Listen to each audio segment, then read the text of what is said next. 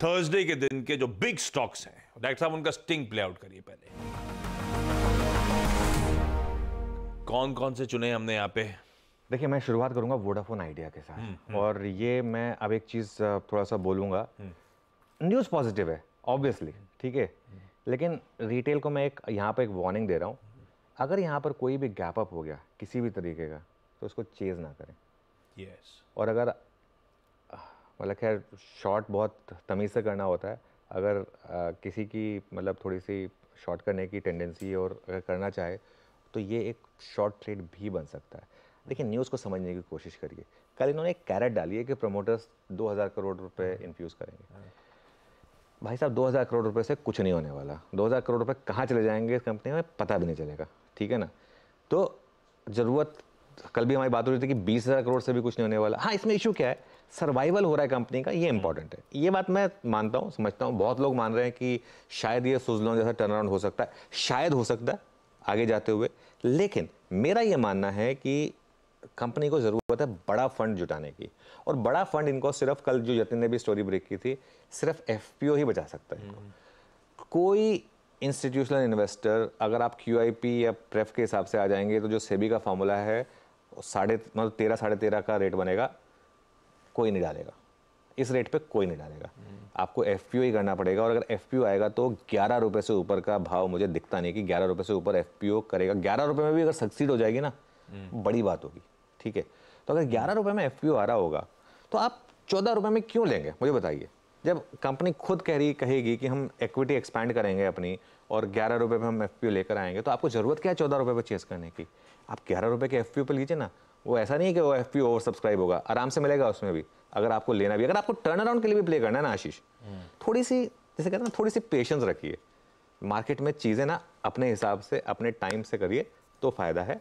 11 रुपए पे आएगा, जब वो 11-12 रुपए पे आएगा तब लीजिए, वहाँ पे लीजिए। अगर आपको टर्न अराउंड के लिए प्ले करना है तो 2 रुपए वोडाफोन आइडिया के लिए बहुत ज़्यादा है। मतलब 12-13% से ऊपर का मूव हो जाता है 2 रुपये, 2.5 रुपये एक्चुअली अगर देखें तो, और करीब करीब ऑलमोस्ट 18-20% हो जाता है वो। तो इसके लिए चेज़ ना करें। और जब तक वो क्लैरिटी ना आ जाए ना, एक बार क्लैरिटी आ जाए, कब बोर्ड मीटिंग में, कल परसों है आई थिंक डेट आई है बोर्ड मीटिंग की, सैटरडे को है। एक बार क्लैरिटी आने दीजिए, उसके बाद जो लीजिए।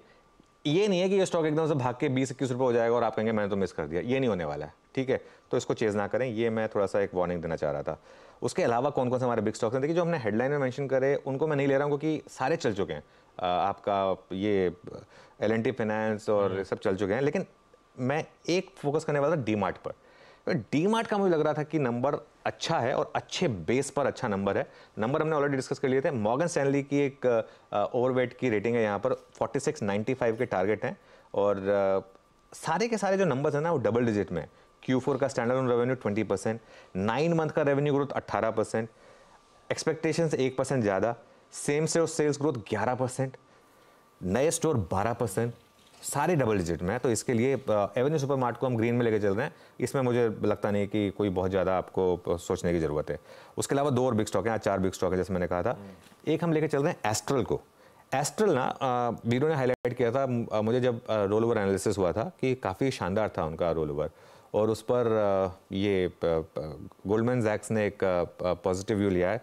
और यहाँ पर 2000 रुपये का टारगेट है उनका, हालांकि स्टॉक उसके ऊपर ही है, लेकिन 24 to 28 के बीच में 14% की कैगर पॉसिबल है। और रियल एस्टेट से रिलेटेड कंपनी है, इसके लिए ये एक हम इसको पॉजिटिव लेकर चल रहे हैं। और दूसरा जो एक लास्ट जो हमारा बिग स्टॉक है वो है एंजल वन।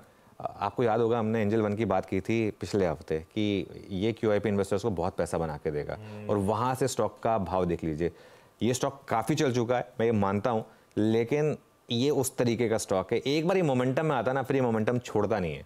और आप इसके नंबर्स देख लीजिए, किस तरीके के नंबर्स हैं। क्लाइंट बेस देख लीजिए, ग्रॉस क्लाइंट एक्विजिशन देख लीजिए, एवरेज डेली ऑर्डर देख लीजिए, हर चीज़ शानदार है यहाँ पर। तो ये मेरे ख्याल से एक रहेगा पॉजिटिव इसके लिए। By the way HDFC bank के नंबर्स आ रहे हैं आशीष, वो जो क्वार्टरली अपडेट्स आ रहे हैं, और इस पर भी थोड़ा एनालिसिस करेंगे क्योंकि जैसा मैं कह रहा था HDFC बैंक बॉटम आउट हो चुका है। और यहाँ से अगर एक डार्क हॉर्स अगर कोई हो सकता है तो शायद HDFC बैंक के ग्रॉस एडवांसेस 55% बढ़े हैं यहाँ पर और ईयर ऑन ईयर, और 1.6% क्वार्टर ऑन क्वार्टर। तो ठीक ठाक ग्रोथ है, 1.6% क्वार्टर ऑन क्वार्टर अभी ठीक ठाक ग्रोथ मानी जाएगी। इसके लिए ये एक और स्टॉक है जो हमारे रेडार पर आज रहने वाला है। अभी आता है एचडीएफसी बैंक की डिटेल में चर्चा हो जाएगी, बहुत इंपॉर्टेंट है इस बार के क्वार्टरली अपडेट्स। लास्ट क्वार्टर के खास तौर पे रिजल्ट डिसअपॉइंटमेंट के बाद एक ही क्वार्टर का पेन था या सब्सिक्वेंट क्वार्टर्स में एक आध क्वार्टर और दिक्कतें लिंगर ऑन करेंगी, तो अभी अभी अभी डिटेल में चर्चा हो जाएगी। रखिए इन सारे स्टॉक्स जो बिग स्टॉक्स के तौर पर रडार पे आए थे उनको फोकस में आज। हाँ, वोडाफोन आइडिया हालांकि प्रमोटर्स को प्रेफरेंशियल इशू करने जा रहे हैं, पर 2000 करोड़ रुपए लिप सर्विस है, 2 लाख करोड़ रुपए से ज्यादा की डेट है इस समय वोडाफोन आइडिया की बुक्स पर। खैर इन सब स्टॉक्स पे चर्चा होगी एचडीएफसी बैंक पे डिटेल पे, लेकिन पहले चला जाए एक्सपर्ट्स के पास और आज के टॉप कॉल्स पे फोकस कर लिया जाए।